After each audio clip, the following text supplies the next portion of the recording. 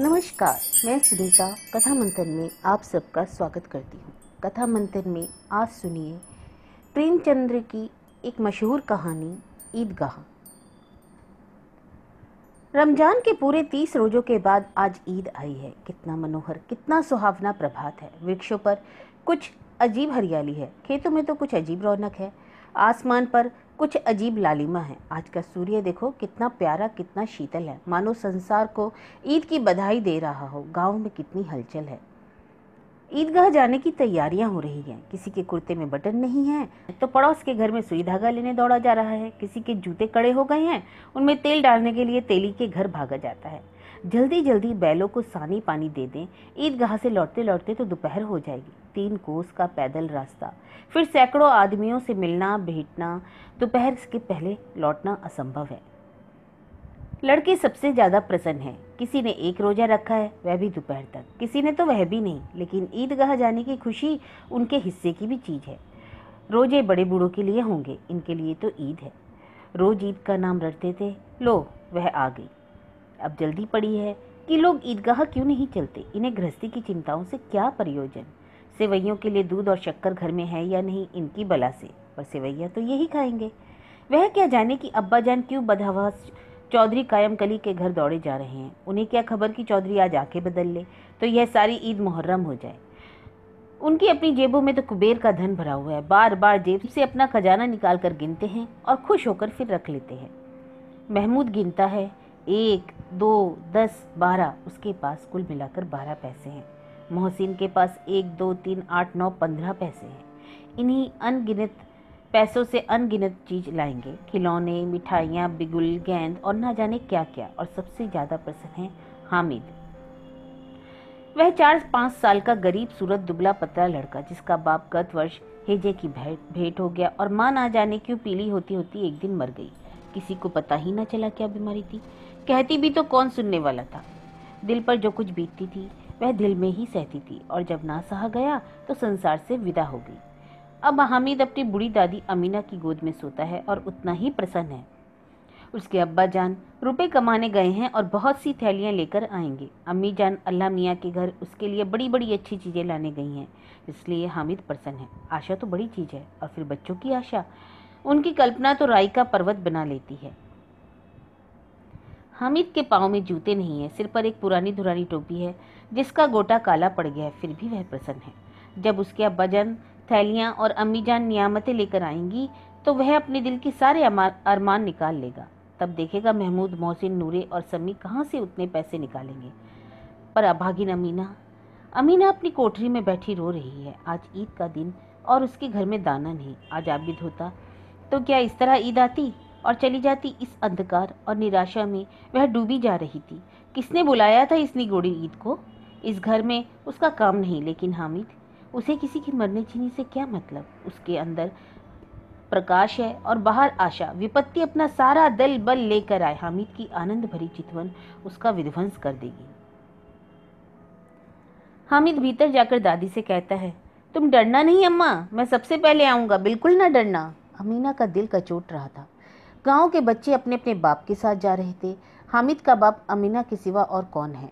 उसे कैसे अकेले मेले में जाने दे। उस भीड़ भाड़ में बच्चा कहीं खो जाए तो क्या होगा। नहीं, अमीना उसे यूं ना जाने देगी। नन्ही सी जान 3 कोस कैसे चलेगा, पैर में छाले पड़ जाएंगे, जूते भी तो नहीं है। वह थोड़ी थोड़ी दूर पर उसे गोद ले लेगी। लेकिन यहाँ सेवैयाँ कौन पकाएगा। पैसे होते तो लौटते लौटते सब सामग्री जमा करके चटपट बना लेती। यहाँ तो घंटों चीजें जमा करते लगेंगे। मांगे ही तो भरोसा ठहरा। उस दिन फ़हीम के कपड़े सिए थे, 8 आने पैसे मिले थे। उस अठन्नी को ईमान की तरह बचाती चली आती थी कि इस ईद के लिए। लेकिन कल ग्वालन सिर पर सवार हो गई तो क्या करती। हामिद के लिए कुछ नहीं तो 2 पैसे का दूध तो चाहिए ही। अब तो कुल 2 आने पैसे बच रहे हैं। 3 पैसे हामिद की जेब में, 5 अमीना के बटवे में। यही तो बिसात है और ईद का त्योहार। अल्लाह ही बेड़ा पार लगाए।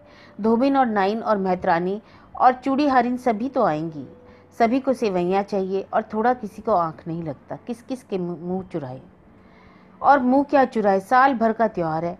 जिंदगी खैरियत से रहे तो उनकी तकदीर भी तो उसी के साथ है। बच्चे को खुदा सलामत रखे, ये दिन भी कट जाएंगे।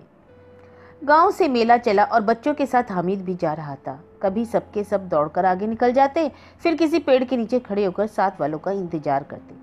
ये लोग क्यों इतना धीरे धीरे चल रहे हैं? हामिद के पैरों में तो जैसे पर लग गए हैं। वह कभी थक सकता है? शहर का दामन आ गया। सड़क के दोनों ओर अमीरों के बगीचे हैं।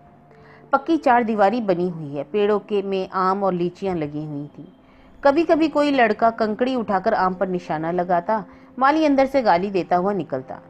लड़के यहाँ से एक फलांग पर हैं, खूब हंस रहे हैं। माली को कैसे उल्लू बनाया। बड़ी बड़ी इमारतें आने लगी। यह अदालत है, यह कॉलेज, यह क्लब घर है। इतने बड़े कॉलेज में कितने लड़के पढ़ते होंगे? सब लड़के ही नहीं हैं जी, बड़े बड़े आदमी हैं। सच, उनकी बड़ी बड़ी मूछें हैं। इतने बड़े हो गए अभी तक पढ़ने जाते हैं। ना जाने कब तक पढ़ेंगे और क्या करेंगे इतना पढ़कर। हामिद के मदरसे में तो 2-3 लड़के बड़े बड़े हैं, बिल्कुल 3 कौड़ी के, रोज मार खाते हैं, काम से जी चुराने वाले। इस जगह भी उसी तरह के लोग होंगे और क्या। क्लब घर में जादू होता है, सुना है। यहाँ मुर्दे की खोपड़ियाँ दौड़ती हैं और बड़े बड़े तमाशे होते हैं, पर किसी को अंदर नहीं जाने देते। और यहाँ शाम को साहब लोग खेलते हैं, बड़े बड़े आदमी खेलते हैं। मूछो दाढ़ी वाले और मेमे खेलती हैं। सच, हमारी अम्मा को वह दे दो, क्या नाम है, बैट, तो उसे पकड़ ही ना सके, घुमाते ही लुढ़क ना जाए। महमूद ने कहा, हमारी अम्मी जान का तो हाथ कांपने लगे, अल्लाह कसम। मोहसिन बोला, अम्मी मनो आटा पीस डालती है, जरा सा बैट पकड़ लेगी तो हाथ कांपने लगेंगे। सैकड़ों घड़े पानी रोज निकालती हैं, 5 घड़े तो मेरी भैंस पी जाती है। किसी मेम को 1 घड़ा पानी भरना पड़े तो आंखों तले अंधेरा आ जाए। महमूद, लेकिन दौड़ती तो नहीं, उछल कूद तो नहीं कर सकती।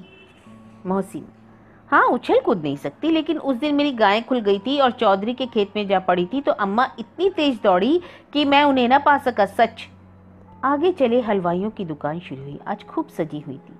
इतनी मिठाइयाँ कौन खाता है?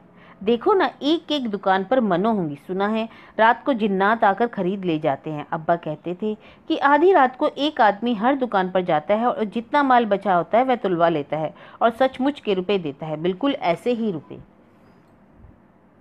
हामिद को यकीन न आया, ऐसे रुपए जिन्नात को कहाँ से मिल जाएंगे। मोहसिन ने कहा, जिन्नात को रुपए की क्या कमी, जिस खजाने में चाहे चले जाए, लोहे के दरवाजे तक तो उन्हें रोक नहीं सकते। जनाब, आप हैं किस फेर में? हीरे जवाहरात तक उनके पास रहते हैं, जिससे खुश हो जाए उसे टोकरो जवाहरात दे दे। अभी यहाँ बैठे हैं, 5 मिनट में कहाँ कलकत्ता पहुँच जाए। हामिद ने फिर पूछा, जिन्नात तो बहुत बड़े बड़े होते होंगे। मोहसिन, एक एक आसमान के बराबर होता है जी। जमीन पर खड़ा हो जाए तो उसका सिर आसमान में जा लगे, मगर चाहे तो एक लोटे में घुस जाए। हामिद, लोग उन्हें कैसे खुश करते होंगे? कोई मुझे वह मंत्र बता दे तो एक जिन को खुश कर लो। मोहसिन, अब यह तो मैं नहीं जानता, लेकिन चौधरी साहब के काबू में बहुत से जिन्नात हैं। कोई चीज चोरी जाए, चौधरी साहब उसका पता लगा देंगे और चोर का नाम भी बता देंगे। जुमराती का बचवा उस दिन खो गया था, 30 दिन हैरान हुए, कहीं ना मिला। तब झक मारकर चौधरी के पास गए। चौधरी ने तुरंत बता दिया कि मवेशी खाने में है और वहीं मिला। जिन्नात आकर उन्हें सारे जहान की खबर दे जाते हैं। अच्छा, अब उसकी समझ में आ गया कि चौधरी के पास क्यों इतना धन है और क्यों उनका इतना सम्मान है। आगे चले। यह पुलिस लाइन है, यही सब कांस्टेबल कवायद करते हैं। रेटन, फाइफो रात को बेचारे घूम घूम कर पहरा देते हैं, नहीं तो चोरियां ना हो जाएं। मोहसिन ने प्रतिवाद किया, यह कांस्टेबल पहरा देते हैं तभी तुम बहुत जानते हो। अजी हजरत, यही चोरी कराते हैं। शहर के जितने चोर डाकू हैं सब इनसे मिले रहते हैं। रात को ये लोग चोरों से तो कहते हैं चोरी करो, और आप दूसरे मोहल्ले में जाकर जागते रहो पुकारते हैं। जब भी इन लोगों के पास इतने रुपए हैं, मेरे मामू एक थाने में कांस्टेबल है, 20 रुपया महीना पाते हैं, लेकिन 50 रुपए घर बेचते हैं, अल्लाह कसम। मैंने एक बार पूछा था, मामू आप इतने रुपए कहाँ से पाते हो? हंसकर कहने लगे, अरे बेटा अल्लाह देता है। फिर आप ही बोले, हम लोग चाहे तो एक दिन में लाखों मार लाएं, हम तो इतना ही लेते हैं जिसमें अपनी बदनामी ना हो और नौकरी ना चली जाए। तभी हामिद ने पूछा, यह लोग चोरी करवाते हैं तो कोई इन्हें पकड़ता नहीं? मोहसिन उसकी नादानी पर दया दिखाकर बोला, अरे पागल, इन्हें कौन पकड़ेगा? पकड़ने वाले तो यह खुद ही हैं, लेकिन अल्लाह इन्हें खूब सजा देता है। हराम का माल हराम में जाता है। थोड़े ही दिन हुए मामू के घर में आग लग गई, सारी लेई पूंजी जल गई, एक बर्तन तक ना बचा। कई दिन तो बेचारे पेड़ के नीचे सोए, अल्लाह कसम पेड़ के नीचे। फिर ना जाने कहां से 100 कर्ज लाए तो बर्तन भांडे आए। हामिद, 100 तो 50 से ज्यादा होते हैं ना? कहाँ 50 और कहाँ 150, एक थैली भर होता है और 100 तो 2 थैलियों में भी ना आवे। अब बस्ती घनी होने लगी। ईदगाह जाने वालों की टोलियां नजर आने लगी। एक से एक भड़कीले वस्त्र पहने हुए थे, कोई इक्के तांगे पर सवार तो कोई मोटर पर। सभी इत्र में बसे, सभी के दिलों में उमंग। ग्रामीणों का यह छोटा सा दल अपनी विपन्नता से बेखबर संतोष और धैर्य में मगन चला जा रहा था। बच्चों के लिए नगर की सभी चीजें अनोखी थी, जिस पर चीज को और ताकते ताकते ही रह जाते और पीछे से बार बार हॉर्न की आवाज होने पर भी न चेतते। हामिद तो एक बार मोटर के नीचे जाते जाते बचा। सहसा ईदगाह नजर आया। ऊपर इमली के घने वृक्षों की छाया, नीचे पक्का फर्श है जिस पर जाजिम बिछा हुआ है और रोजेदारों की पंक्तियां एक के पीछे एक न जाने कहां तक चली गईं, पक्के जगत के नीचे तक, जहां जाजिम भी नहीं। नए आने वाले आकर पीछे कतार में खड़े हो जाते क्योंकि आगे जगह नहीं है। यहाँ कोई धन और पद नहीं देखता। इस्लाम की निगाह में सब बराबर हैं। इन ग्रामीणों ने भी वजू किया और पिछली पंक्ति में खड़े हो गए। कितना सुंदर संचालन, इतनी सुंदर व्यवस्था। लाखों सिर एक साथ सिजदे में झुक जाते हैं, फिर सब के सब एक साथ खड़े हो जाते हैं, एक साथ झुकते हैं और एक साथ घुटने के बल बैठ जाते हैं। कई बार यही क्रिया होती है, जैसे बिजली की लाखों बत्तियां एक साथ प्रदीप्त हों और एक साथ बुझ जाए और यही क्रम चलता रहे। कितना अपूर्व दृश्य था, जिसकी सामूहिक क्रियाएं विस्तार और अंतरता हृदय को श्रद्धा, गर्व और आत्मानंद से भर देती हैं। मानव भातृत्व का एक सूत्र इन समस्त आत्माओं को एक लड़ी में पिरोए हुए है। नमाज खत्म हो गई, लोग आपस में गले मिल रहे हैं। तब मिठाई और खिलौनों की दुकानों पर धावा होता है। ग्रामीणों का यह दल इस विषय में बालकों से कम उत्साही नहीं है। यह देखो हिंडोला, 1 पैसा देकर चढ़ जाओ, कभी आसमान पर जाते हुए मालूम होंगे, कभी जमीन पर गिरते हुए। यह चरखी है, लकड़ी के हाथी, घोड़े, ऊंट छड़ों से लटके हुए। 1 पैसा देकर बैठ जाओ और 25 चक्रों का मजा लो। महमूद और मोहसिन और नूरे और समी इन घोड़ों और ऊँटों पर बैठते हैं। हामिद दूर खड़ा है। 3 ही पैसे तो उसके पास है, अपने कोष का 1/3 जरा सा चक्कर खाने के लिए नहीं दे सकता।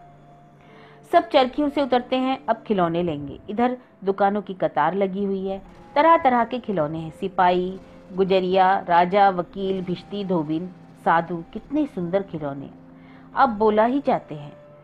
महमूद सिपाही लेता है, खाकी वर्दी और लाल पगड़ी वाला, कंधे पर बंदूक रखे हुए, मालूम होता है अभी कवायद किए चला आ रहा है। मोहसिन को भिश्ती पसंद है, कमर झुकी, उस पर मश्क रखे, बस मश्क से पानी उड़ेला ही चाहता है। कितना प्रसन्न है, शायद कोई गीत गा रहा है। नूरे को वकील से प्रेम है, कैसे विद्वान है। काला चोगा, नीचे सफ़ेद अचकन, अचकन के सामने की जेब में घड़ी, सुनहरी जंजीर, हाथ में कानून का पोथा लिए हुए, मालूम होता है अभी किसी अदालत से जीरा या बहस किए चले आ रहे हैं। यह सब 2-2 पैसे के खिलौने हैं। हामिद के पास कुल 3 पैसे हैं। इतने महंगे खिलौने वह कैसे ले। खिलौना कहीं हाथ से छूट जाए तो चूर चूर हो जाए, जरा पानी पड़े तो सारा रंग धुल जाए। ऐसे खिलौने लेकर वह क्या करेगा, किस काम के। मोहसिन, मेरा भिश्ती रोज पानी दे जाएगा सांझ सवेरे। महमूद, और मेरा सिपाही घर का पहरा देगा, कोई चोर आवेगा तो फौरन बंदूक से फेर कर देगा। नूरे, और मेरा वकील खूब मुकदमा लड़ेगा। समी, और मेरी धोबिन तो रोज कपड़े धोएगी। हामिद खिलौनों की निंदा करता है, मिट्टी ही के तो हैं, गिरे तो चकनाचूर हो जाए, लेकिन ललचाई हुई आंखों से खिलौनों को देख रहा है और चाहता है कि जरा देर के लिए उन्हें हाथ में ले ले। उसके हाथ अनायास ही लपकते हैं, लेकिन लड़के इतने त्यागी नहीं होते, विशेषकर जब अभी नया शौक है। हामिद ललचाता रह जाता है। खिलौनों के बाद मिठाइयाँ आती हैं। किसी ने रेवड़ियाँ ली तो किसी ने गुलाब जामुन, किसी ने सोहन हलवा, मज़े से खा रहे हैं। हामिद उनकी बिरादरी से पृथक है। अभागे के पास 3 पैसे हैं, क्यों नहीं कुछ लेकर खाता। ललचाई आंखों से सबकी ओर देखता है। मोहसिन कहता है, हामिद रेवड़ी ले जा, कितनी खुशबूदार है। हामिद को संदेह हुआ यह केवल क्रूर विनोद है। मोहसिन इतना उदार नहीं है, लेकिन यह जानकर भी वह उसके पास जाता है। मोहसिन दौने में से एक रेवड़ी निकालकर हामिद की ओर बढ़ाता है। हामिद हाथ फैलाता है और मोहसिन रेवड़ी अपने मुंह में रख लेता है। महमूद, नूरे, सम्मी खूब तालियां बजा बजा कर हंसते हैं। हामिद खिसिया जाता है। मोहसिन, अच्छा अब की जरूर देंगे हामिद, अल्लाह कसम ले जाओ। हामिद, रखे रहो, क्या मेरे पास पैसे नहीं है। सम्मी, 3 ही तो पैसे है, 3 पैसे में क्या क्या लोगे। महमूद, हमसे गुलाब जामुन ले जाओ हामिद, मोहसिन बदमाश है। हामिद, मिठाई कौन बड़ी नेमत है, किताब में इनकी कितनी बुराइयां लिखी हैं। मोहसिन, लेकिन दिल से कह रहे होंगे, मिले तो खा लें, अपने पैसे क्यों नहीं निकालते। खूब समझते हैं इसकी चालाकी, महमूद ने कहा। जब हमारे सारे पैसे खर्च हो जाएंगे तो हमें ललचा ललचा कर खाएगा। मिठाइयों के बाद कुछ दुकानें लोहे की चीजों की थी, कुछ गिलट और कुछ नकली गहनों की। लड़कों के लिए तो यहाँ कोई आकर्षण था नहीं, सो सब आगे बढ़ गए। हामिद लोहे की दुकान पर रुक जाता है। कई चिमटे रखे हुए थे। उसे ख्याल आया, दादी के पास चिमटा नहीं है। तवे से रोटियां उतारती है तो हाथ जल जाता है। अगर वह चिमटा लेकर दादी को दे दे तो वह कितनी प्रसन्न होंगी, फिर उनकी उंगलियां कभी न जलेंगी। घर में यह एक काम की चीज तो जाएगी, खिलौने से क्या फायदा, व्यर्थ में पैसे खराब होते हैं। जरा देर ही तो खुशी होती है, फिर तो खिलौनों को कोई आंख उठाकर नहीं देखता। या तो घर पहुंचते पहुंचते टूट फूट के बराबर हो जाएंगे, या छोटे बच्चे मेले में नहीं आए जिद करके ले लेंगे और तोड़ डालेंगे। चिमटा कितने काम की चीजें हैं। रोटियां तवे से उतार लो, चूल्हे में सेक लो, कोई आग मांगने आवे तो झटपट चूल्हे से आग निकालकर उसे दे दो। अम्मा बेचारी को कहाँ फुर्सत है कि बाजार आए और इतने पैसे ही कहाँ मिलते हैं, रोज हाथ जला लेती है। हामिद के साथी आगे बढ़ गए, पर सब के सब शरबत पी रहे हैं। देखो सब कितने लालची हैं, इतनी मिठाइयाँ ली, मुझे किसी ने एक भी ना दी। उस पर कहते हैं मेरे साथ खेलो, मेरा यह काम करो। अब अगर किसी ने कोई काम करने कहा तो पूछूंगा कि मिठाई खाए आप, मुंह सड़ेगा, फोड़े फुंसियाँ निकलेंगी, आप ही जबान चटोरी हो जाएगी। तब घर के पैसे चुराएंगे और खमार खाएंगे। किताब में झूठी बातें थोड़े ही लिखी हैं, मेरी जबान क्यों खराब होगी। अम्मा चिमटा देखते ही दौड़कर मेरे हाथ से ले लेंगी और कहेंगी मेरा बच्चा अम्मा के लिए चिमटा लाया है। हजारों दुआएं देंगी, फिर पड़ोस की औरतों को दिखाएंगी। सारे गांव में चर्चा होने लगेगी कि हामिद चिमटा लाया है, कितना अच्छा लड़का है। इन लोगों के खिलौनों पर कौन दुआएं देगा, बड़ों की दुआएं सीधे अल्लाह के पास जाती हैं और तुरंत सुनी जाती है। मेरे पास पैसे नहीं है, तभी तो मोहसिन और महमूद यूं मिजाज दिखाते हैं, मैं भी इनको मिजाज दिखाऊंगा। खेल खिलौने खाएं, मिठाइयाँ खाएं, मैं इन्हें नहीं खेलता खिलौने। किसी का मिजाज क्यों सहूं, मैं गरीब सही, किसी से कुछ मांगने तो नहीं जाता। आखिर अब्बा जान कभी ना कभी आएंगे, अम्मी भी आएगी, फिर इन लोगों से पूछूंगा कितने खिलौने लोगे। एक एक को टोकरियों टोकरियों खिलौने दूंगा और दिखा दूंगा कि दोस्तों के साथ किस तरह सलूक किया जाता है। यह नहीं कि एक पैसे की रेवड़ियाँ ली तो चिड़ा चिड़ा कर खाने लगे। सबके सब खूब हंसेंगे कि हामिद ने चिमटा लिया है। हंसे मेरी बला से। उसने दुकानदार से पूछा यह चिमटा कितने का है जी। दुकानदार ने उसकी ओर देखा और कोई आदमी साथ ना देकर कहा यह तुम्हारे काम का नहीं है, बिकाऊ है। बिकाऊ क्यों नहीं है, यहाँ लाद कर क्यों लाए हैं, तो बताते क्यों नहीं क्या पैसे का है।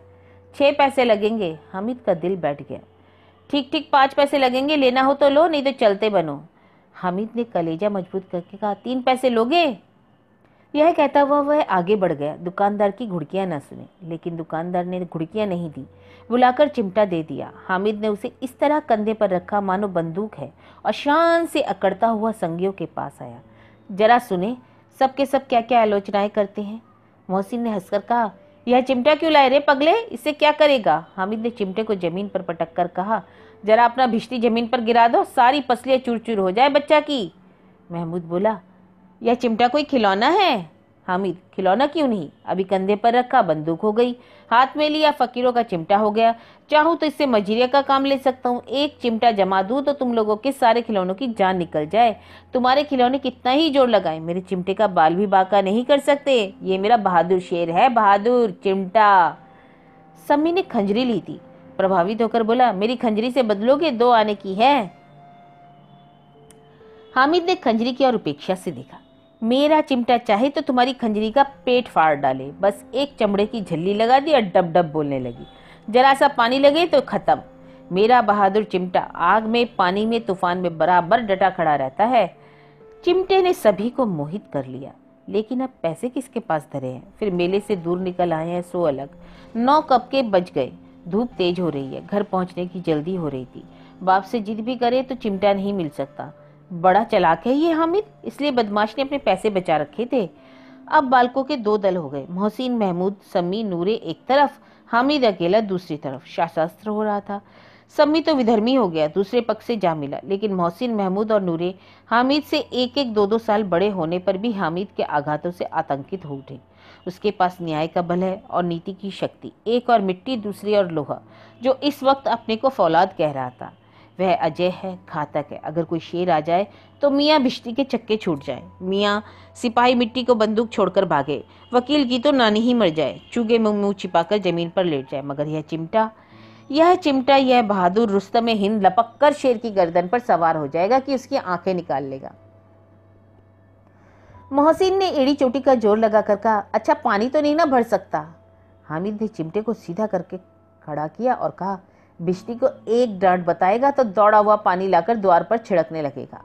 मोहसिन परास्त। अब महमूद ने कुमक पहुंचाई, अगर बच्चा पकड़ जाए तो अदालत में बंधे बंधे फिरोगे, तब तो वकील साहब के ही पैरों पड़ेंगे।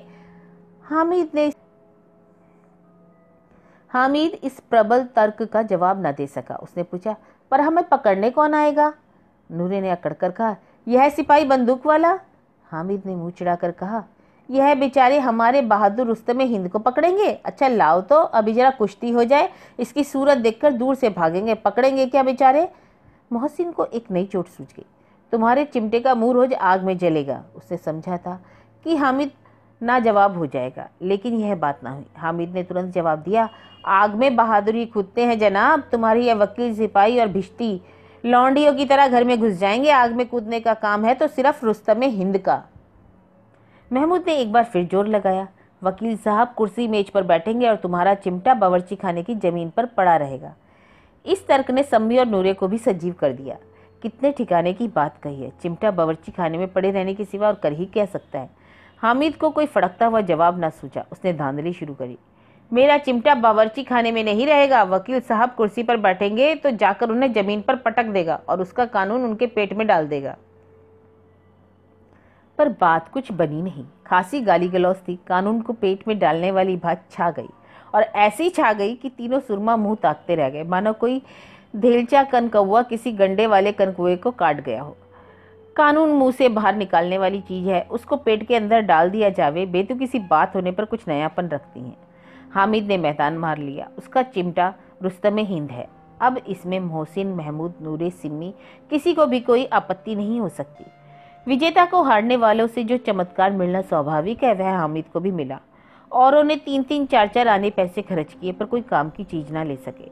हामिद ने 3 पैसे में ही रंग जमा लिया। सच ही तो है, खिलौनों का क्या भरोसा, टूट फूट जाएंगे। हामिद का चिमटा तो बरसों बना रहेगा। संधि की शर्त तय हुई। मोहसिन ने कहा, जरा अपना चिमटा दो, हम भी देखें। तुम हमारा भिश्ती लेकर देखो। महमूद और नूरे ने भी अपने अपने खिलौने पेश किए। हामिद को इन शर्तों को मानने में कोई आपत्ति नहीं थी। चिमटा बारी बारी से सबके हाथ में गया और उनके खिलौने बारी बारी से हामिद के हाथ में आए। कितने खूबसूरत खिलौने हैं। हामिद ने हारने वाले के आंसू पोंछे। मैं तो तुम्हें चिढ़ा रहा था, सच। यह लोहे का चिमटा भला इन खिलौने की क्या बराबरी करेगा। मालूम होता है अब बोले। लेकिन मोहसिन की पार्टी को इस दिलासे से संतोष नहीं हुआ। चिमटे का सिक्का खूब बैठ गया। चिपका हुआ टिकट अब पानी से छूट नहीं रहा था। मोहसिन, लेकिन इन खिलौने के लिए कोई हमें दुआ तो ना देगा? महमूद, दुआ को लिए फिरते हो, उल्टे मार ना पड़े। अम्मा जरूर कहेंगी कि मेले से मिट्टी के खिलौने तुम्हें कैसे मिले। हामिद को स्वीकार करना पड़ा कि खिलौनों को देखकर किसी की माँ इतना खुश ना होगी जितनी दादी चिमटे को देखकर होगी। 3 पैसों ही में तो उसे सब कुछ करना था, और उन पैसों का इस उपयोग पर पछतावे की बिल्कुल जरूरत ना थी। फिर अब तो चिमटा रुस्तम हिंद है और सभी खिलौनों का बादशाह। रास्ते में महमूद को भूख लगी। उसके बाप ने केले खाने को दिए। महमूद ने केवल हामिद को साझी बनाया। उसके अन्य मित्र मुंह ताकते रह गए। यह चिमटे का ही प्रसाद था। 11 बजे सारे गांव में हलचल मच गई। मेले वाले आ गए। मोहसिन की छोटी बहन ने दौड़कर भिश्ती उसके हाथ से छीन ली और मारे खिसी के जो उछली तो मियाँ भिश्ती नीचे आ गए और परलोक सिधार गए। इस पर भाई बहन में मारपीट हुई। दोनों खूब रोए। उनकी अम्मा यह शोर सुनकर बिगड़ी और दोनों के ऊपर 2-2 चांटे लगाए। मियाँ नूरे के वकील का अंत उसके प्रतिष्ठा अनुकूल इस ज्यादा गौरवमय हुआ। वकील जमीन पर या ताक पर तो बैठ नहीं सकता, उसकी मर्यादा का विचार तो करना ही होगा। दीवार में 2 खूंटियां गाड़ी गई, उन पर लकड़ी का पटरा रखा गया। पटरे पर कागज का कालीन बिछाया गया। वकील साहब राजा भोज की भांति सिंहासन पर विराजे। नूरे ने उन्हें पंखा झलना शुरू किया। अदालतों में खसकी टट्टियां और बिजली के पंखे तो रहते ही हैं, पर यहाँ मामूली पंखा भी ना हो, कानून की गर्मी दिमाग पर चढ़ जाएगी कि नहीं।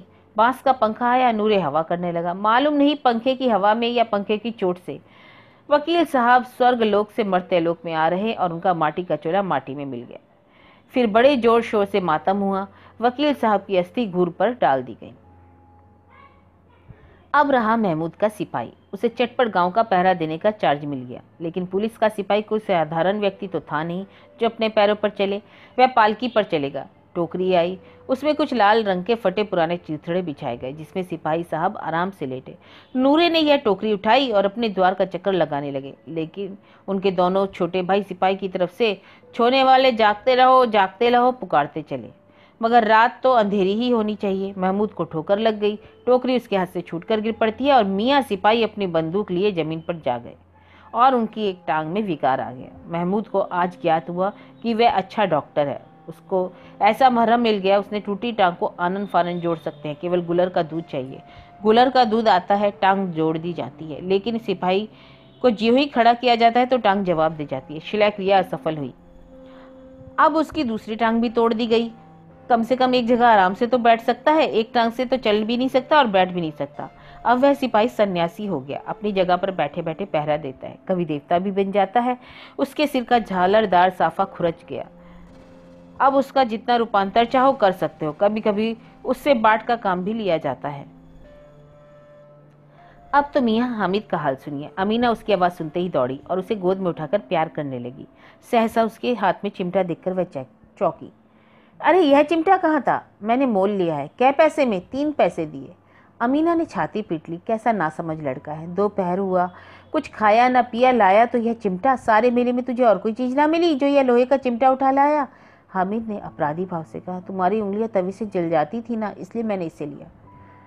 बुढ़िया का सारा क्रोध तुरंत स्नेह में बदल गया, और स्नेह भी वह नहीं जो ऐसा वैसा उसे अपनी सारी कसक शब्दों में बिखेर देता है। यह मूक स्नेह था जो खूब ठोस रस और स्वाद से भरा हुआ। बच्चे में कितना त्याग, कितना सद्भाव और कितना विवेक है। दूसरों को खिलौने लेते और मिठाई खाते देखकर इसका मन कितना ललचाया होगा, कितना जब्द किया होगा इसने अपने आप को, वह भी अपनी बुढ़िया दादी की याद में। और वहाँ पर भी इसने अपनी बुढ़िया दादी की याद बनाई रखी। अमीना का मन सोचते ही गदगद हो गया। और अब एक विचित्र बात हुई, हामिद के इस चिमटे से भी विचित्र। बच्चे हामिद ने बूढ़े हामिद का पार्ट खेला और बुढ़िया अमीना बालिका अमीना बन गई। वह रोने लगी, दामन फैलाकर हामिद को दुआएं देती जाती थी और आंसू की बड़ी बड़ी बूंदें गिराती जाती थी। हामिद बेचारा इसका रहस्य क्या समझता। तो यह कहानी थी ईदगाह, जिसके लेखक है मुंशी प्रेमचंद।